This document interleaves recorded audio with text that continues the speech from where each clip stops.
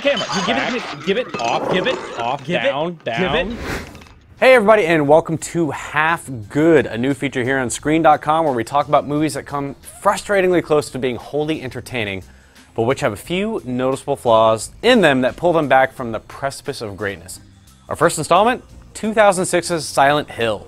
Now, if you're not familiar, Silent Hill the movie is a fairly loose adaptation of the first game in the Silent Hill series of video games, and it revolves around a woman named Rose who's summoned to a strange town called Silent Hill by mysterious nightmares that her daughter named Sharon is having.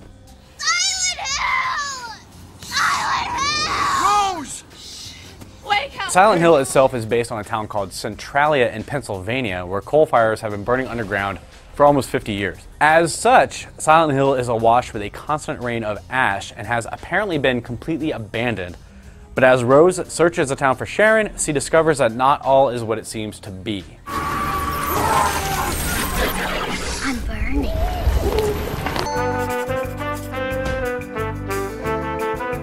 We're gonna break this down according to what's bad and what's good about this movie. First up on the bad is Sharon.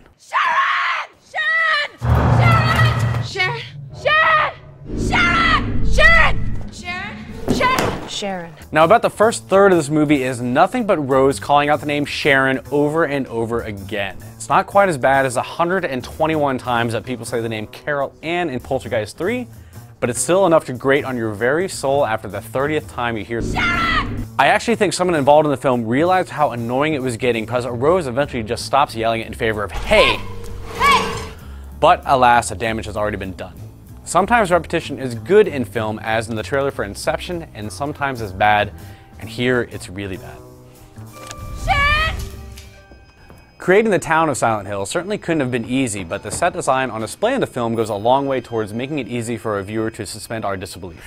There's a suitably post-apocalyptic look to the entire proceeding, especially in the interior sets, which have an unbelievable amount of clutter and a great trashed-up look to them that match the abandoned history of the town. It's easy to believe that this place really was abandoned 30 years ago. So it's a big win for set design and cinematography in the movie, both of which really help to ground you in the world of the film. Say this place was haunted. One of the drawbacks of the movies that have a bunch of mysterious stuff happening in them is that they often want to keep you guessing for so long that by the time the climax comes around, they're forced to give you a quick little expositional wrap-up that explains all the weirdness in one big dollop. Silent Hill is no exception, but even before we get to that point, we're treated to a lot of rambling by one Sean Bean, husband of Rose, as he wanders through the town and its surrounding environs, attempting to find out what the hell happened to his wife. Now, I can kind of understand keeping him and the male cop in an entirely separate world from Rose and everyone else in Silent Hill. Silent Hill itself is represented as a violently feminine place where only women have any important speaking roles. But that doesn't make his segments of the film feel any less disjointed or tacked on. Now, it feels as though the movie would have been stronger if the filmmakers had found a way to divulge the information that he finds out in Rose's world, or even just cut it out of the almost 2-hour running time. But getting back to that exposition.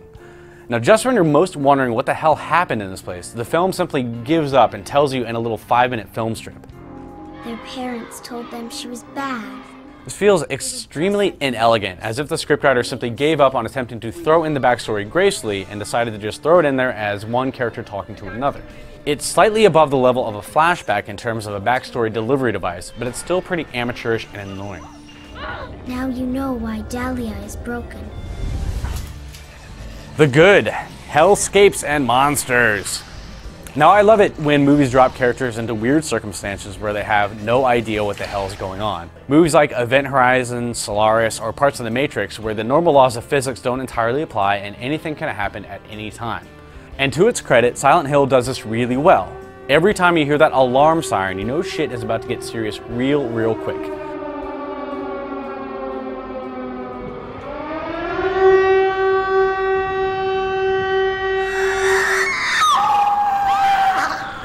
The reasons behind the transformations eventually become apparent, but well before that occurrence, you're continually kept on your toes by the transitions between light and darkness.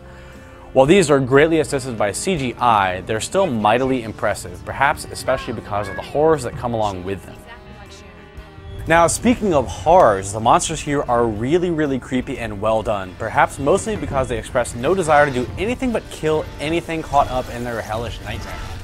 I've never been a big fan of talkative monsters who are all, "Grr, I want to kill you." So the implacable silence avowed by the bad guys here is entirely chilling to me. You don't understand what the hell is going on, monsters are constantly coming after Rose and her cop friend, everything's fucking freaky as hell, and it mostly works, especially when people are getting their skin fucking ripped off. The fact that they actually have power and strength without being yet more movie zombies only increases their appeal.